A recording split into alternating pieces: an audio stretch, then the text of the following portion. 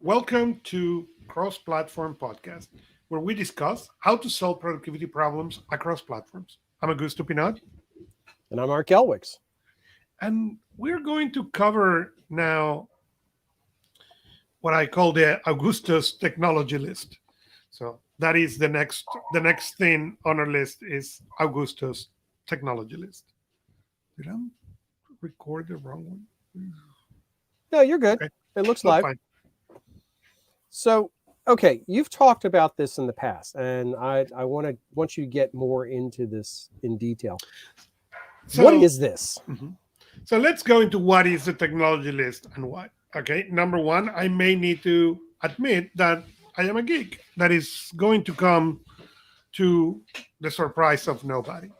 And without being careful, I will buy gears to find a solution for any problem that comes to my hands.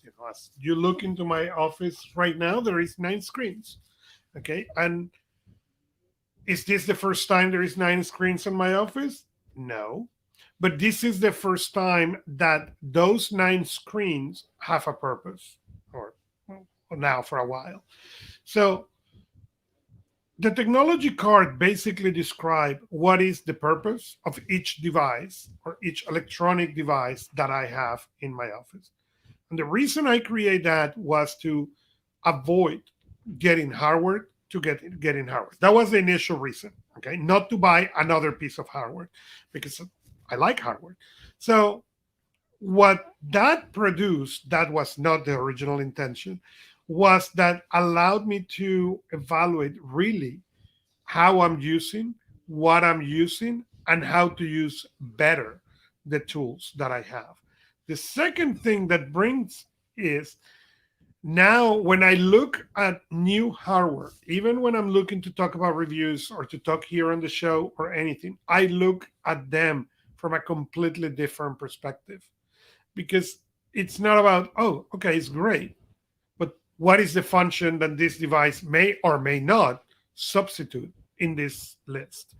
And that make that list really, really powerful. So for example, the first machine on that list, okay, is my iPad Pro M1.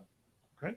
When I had the previous iPad Pro 12.9 inches, okay, I had them with a smart keyboard, and I have another keyboard. I have a bridge keyboard, okay, that was a pleasure to drive. So when I bought this M1, I said, okay, it's going to be the magic keyboard say enough, or I will need to buy the bridge. In the past, maybe years back, I will have buy both and have them both, and then discover, oh, the magic keyboard was enough. Okay, and it's what it is. Now I can go, and because everything is explaining here, I can go and make those decisions up front instead of in the back end. By the way, I'm not afraid to buy technology. It's not that I will say, oh, well, I don't need the technology, or I can, or if I want the technology, I will buy it. But what I want to be able to have is really the ability to understand why. Why do I need all this a range of technology? And that's what I think is probably the thing that intrigued me the most when you started to talk about this is making sure that you do things and you make decisions and you choose with deliberate action, that Correct. you have specific purpose. So what are some other items on your card? So I can read you all the machines. There is an iPad Pro. There is the iPad Pro 12.9, the version that was, and this is my Zoom machine. It is sitting in there, and it's great because I can do, as you were talking, 75-25. So I can put the Zoom in one part, and I can keep Todoist or Nozbe Teams open all day. So that is great. Um, I don't have in that machine anymore the bridge keyboard. I don't use it for that machine. So that machine now do not have. Do I have the hardware for the keyboard somewhere in the office? Yes, they are on the shelf. But that machine is now fixed into a hover arm. So it's at the height of my vision, and that's where I do Zooms or Teams or whatever during the whole day.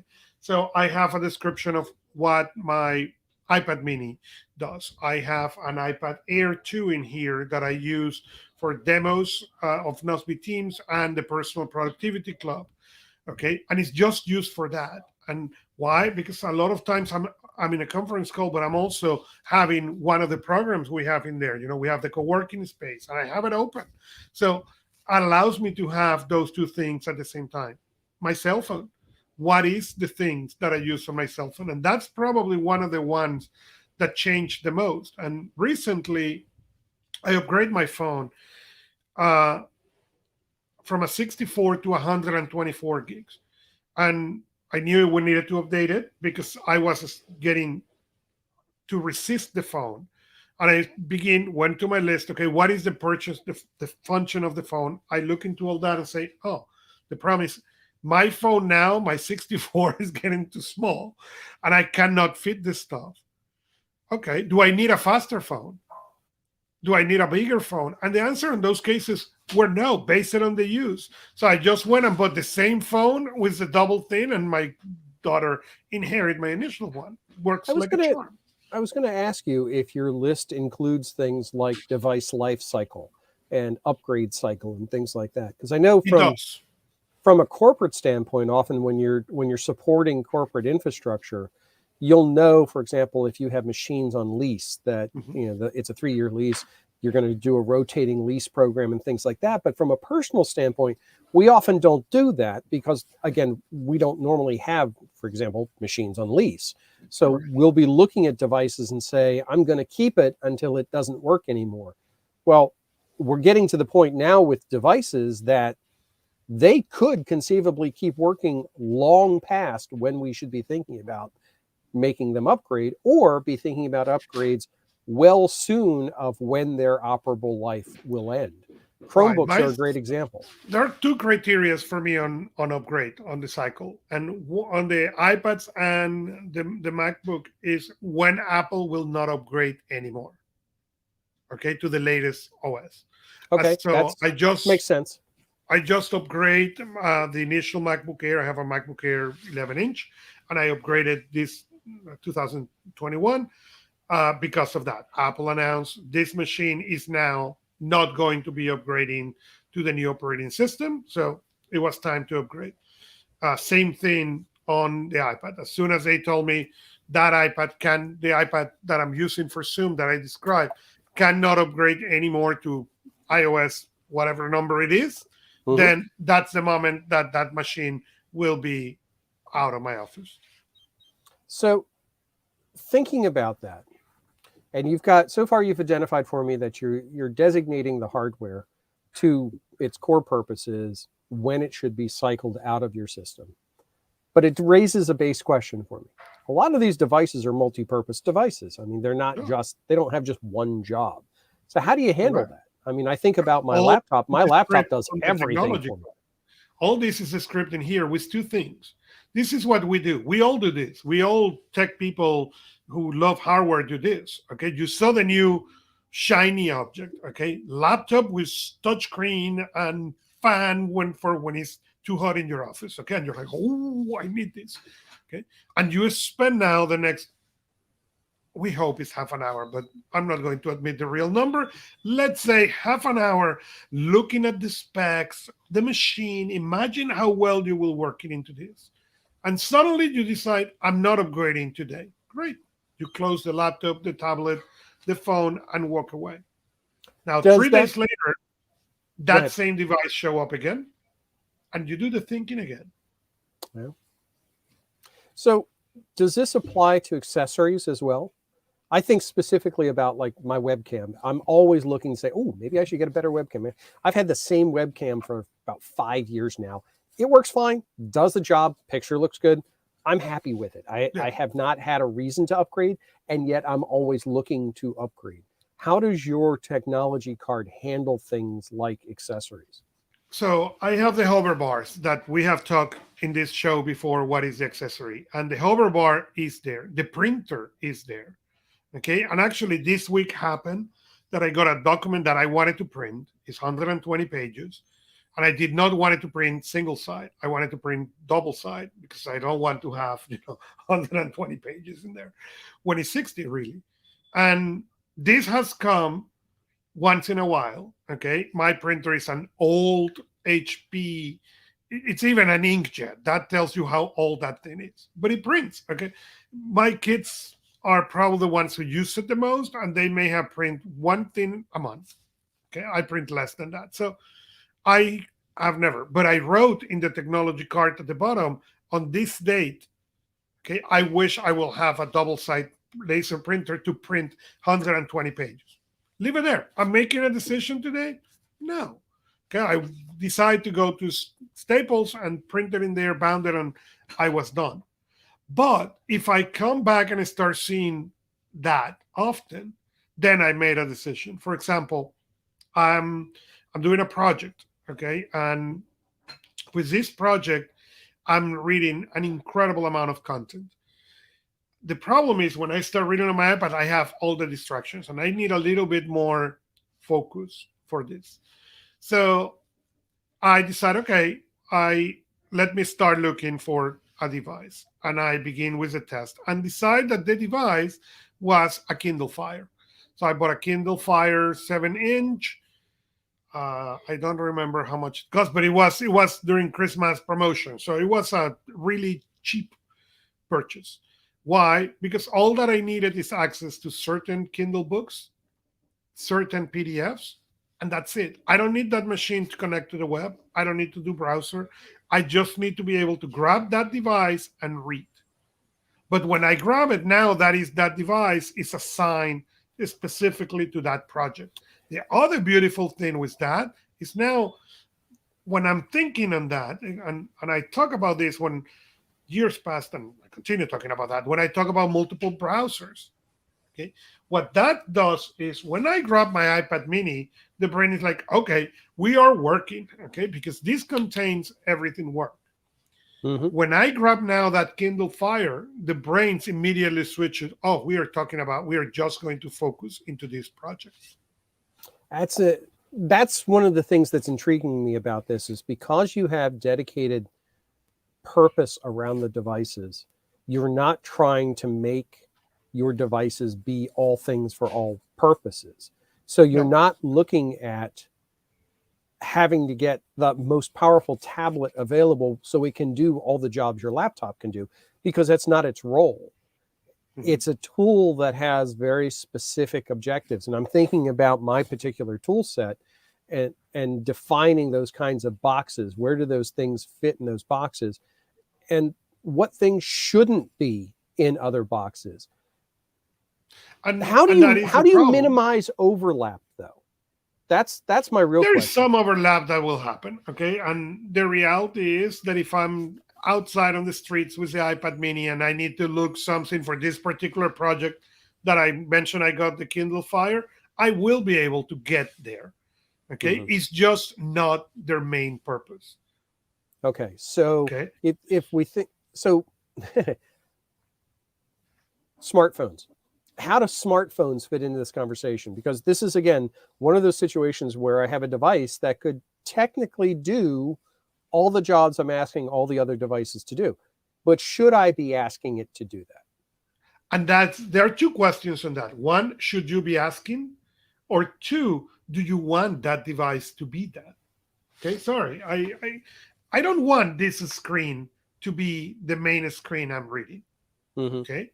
That's not for what I want the phone. That said, there are certain things for which the phone is great.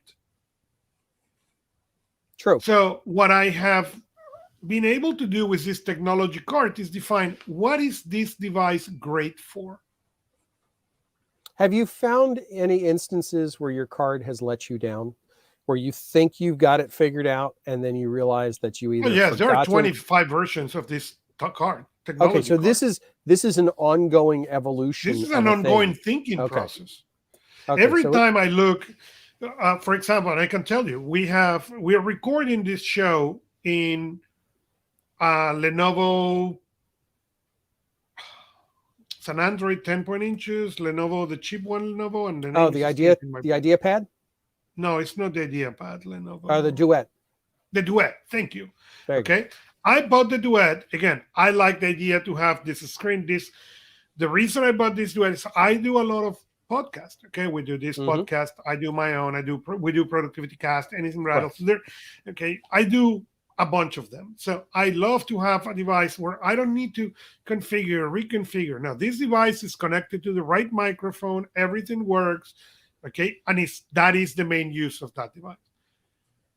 When I was looking to solve that problem, the reason was the MacBook was I needed to move it to their own user, so that Hmm. way no, I didn't get the notifications and all that. Plus, I didn't get the height. So what happened is instead of looking as I'm looking straight at the camera, I was looking down on the camera because that's where the laptop was. So the Hmm. view was never that great.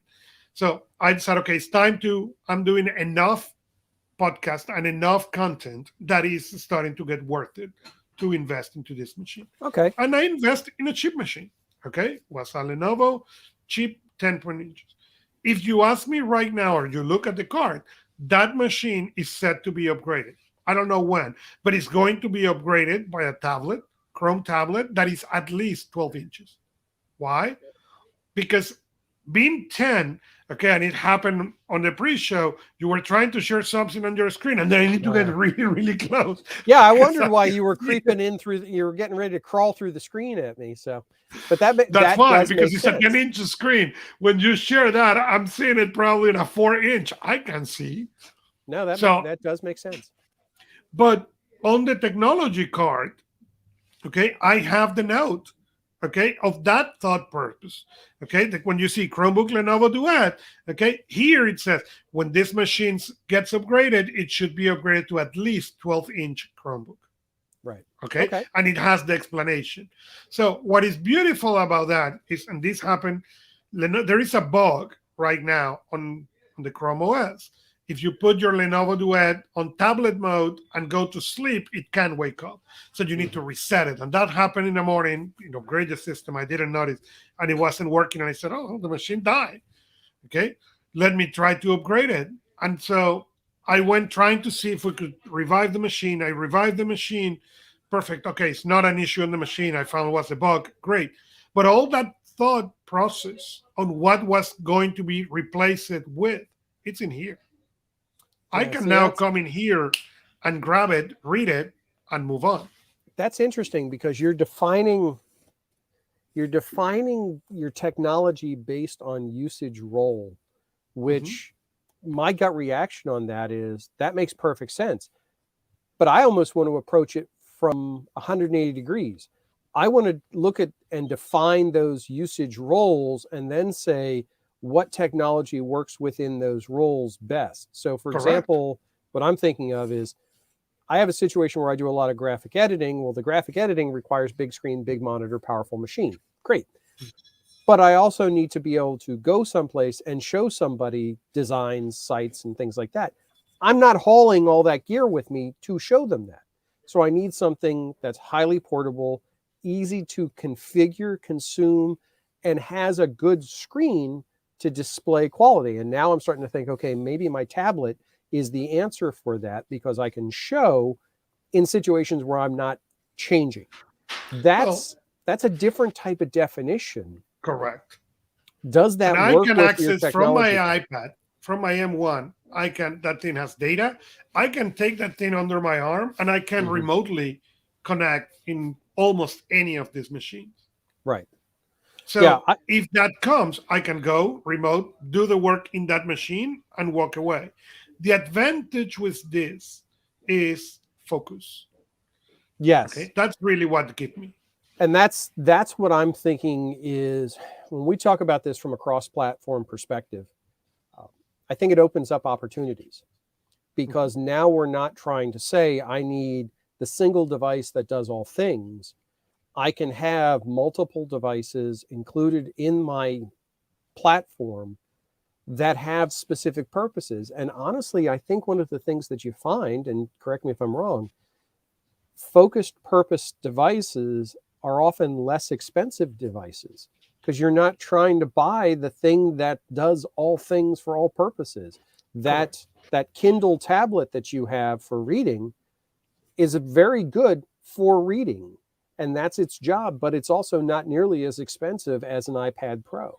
Yeah, it Can you? was a 30, $40, okay, to solve a problem. Mhm, And the reason was I was able to define, okay, what is what I need in this project? Oh, what I need is to access Amazon. Okay. And mhm, at some point I even look at a books, uh, okay, option that right and say, okay, wait, are you really need to take notes into this? And mhm. the answer was no. If I'm going to take notes, I'm going to take notes on my thinking device, that is this iPad mini. Yeah, Okay, and I don't mind carrying both devices. I just need to be able to read and focus in here. That's all.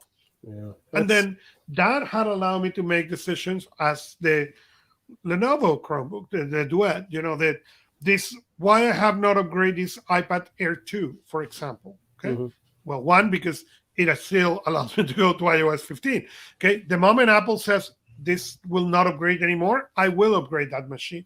But as you said, if I'm going to look at this machine, okay, and I say, okay, it's time to upgrade, what do I need?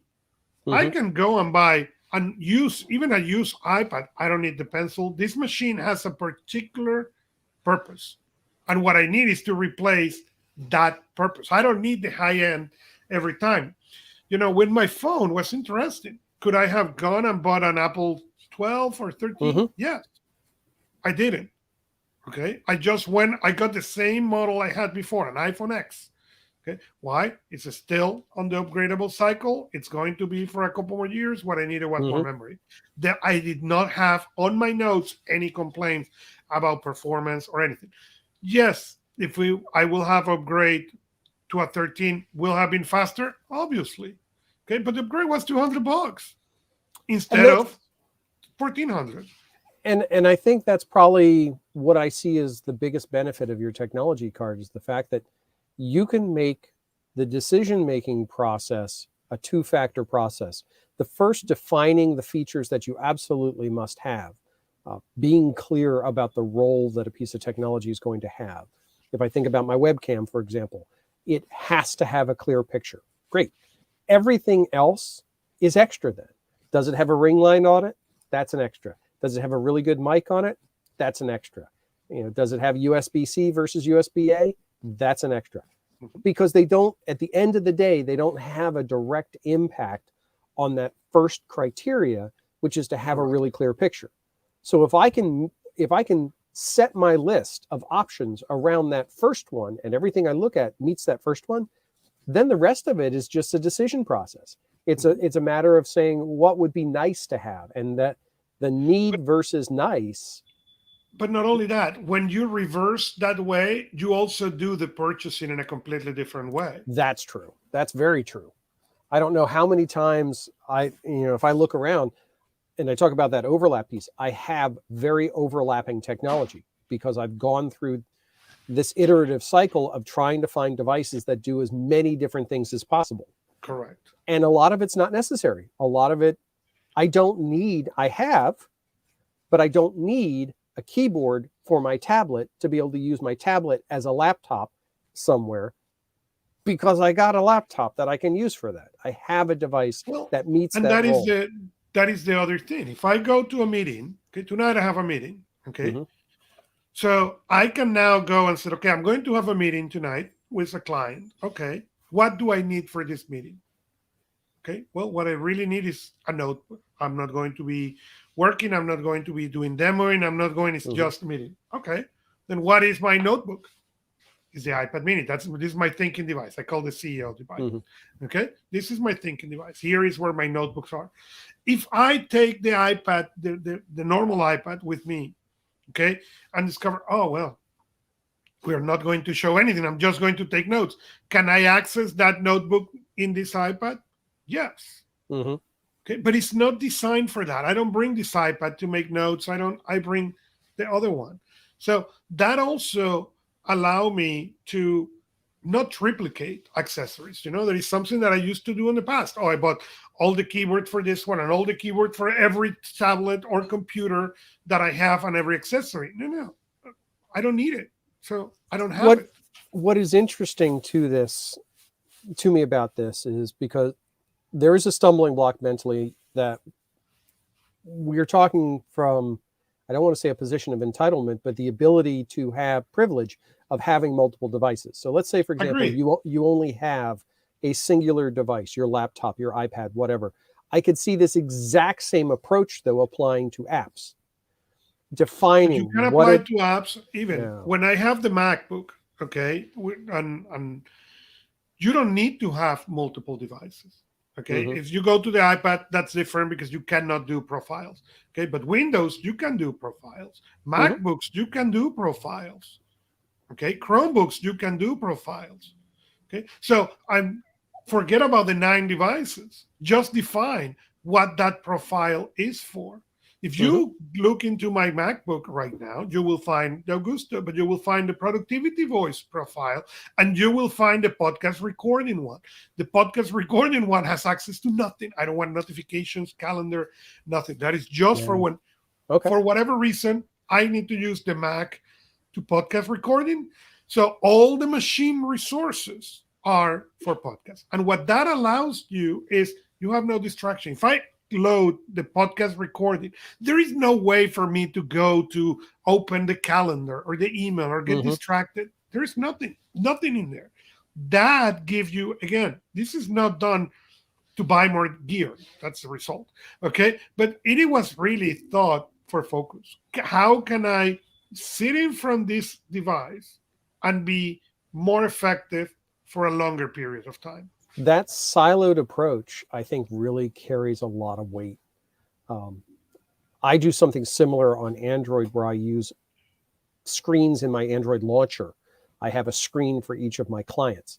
Now, granted, I will have the same icons on multiple screens if the same app is used for multiple clients, like my email app. Right. But what I don't have on those screens and in those launcher pages are, my Atomica game, or this app, or Netflix, or anything like that. There's no reason on those, because when that screen is up, that is the work that's being done. Can I get to the others? Yeah. Can I break my own rule set? Yes. There's nothing that makes this perfect. But what it does do is it does give me some guide rails to operate within. And I think that really carries forward in this. So as we come round this full circle, if somebody's listening to this and they say, hey, I like this idea, how would you recommend they get started with this? What's their first step in this process? Take patience and list all the devices, and now start paying attention what you do on every device. It's not, can I do things that I do on my iPad on my phone? Yes, I can. The question is, do you really find yourself doing it on your phone, or do you find yourself doing it on the iPad or the computer? That's what you want to define. What is your natural tendency to do? And every one of us do it. For example, can you send a text from the iPad? Yes, I can. Mm-hmm. Okay. But I found myself, if I'm going to do chat on text, I grab my phone. I don't do the iPad. Mm-hmm. So if that is the case, then okay, then that means the phone is more a communication device than the iPad. Then remove that task, that chat feature from the center, move it to the backwards, and move something that you are really, it's going to be center and key for that iPad, Yeah. okay, or that MacBook, or that Chromebook. Doesn't matter which the device is. And the other thing is, figure it out really when you are getting distracted. Those are the three things to find first. What I do in each device, what is my favorite activities to do in each device, and Mm-hmm. how I'm getting distracted. Yeah, I think Because you can come and say, let me create a profile, okay, that is for work, okay? And I'm going to create my personal profile where I'm going to be fooling around. That is Mm-hmm. great. Put there the games, as you said, all that, your Facebook, all your stuff. Then when you want to fool around, eliminate the guilt. Because the There, problem is not that you don't fool around, it's that you now fool around and you feel guilty about it. well, and the fact that you can do something on a device doesn't mean you should be doing it on that device. Correct. I'll go back to the graphic editing. I can do the graphic editing I do on my phone, my tablet, my Chromebook, and my desktop. Yes. Where is it where is it done with the least amount of work and the highest quality output on my desktop. With that being said, that's where I should go and do it. I should not be thinking about it and doing it in other places unless there is no alternative method than to do it. But that's what make it prettyful. Yeah. Okay. If you have, it's not about, oh, well, I will lose all my flexibility. It's exactly the opposite. It's how to be even more flexible, because now I can be talking to you in here.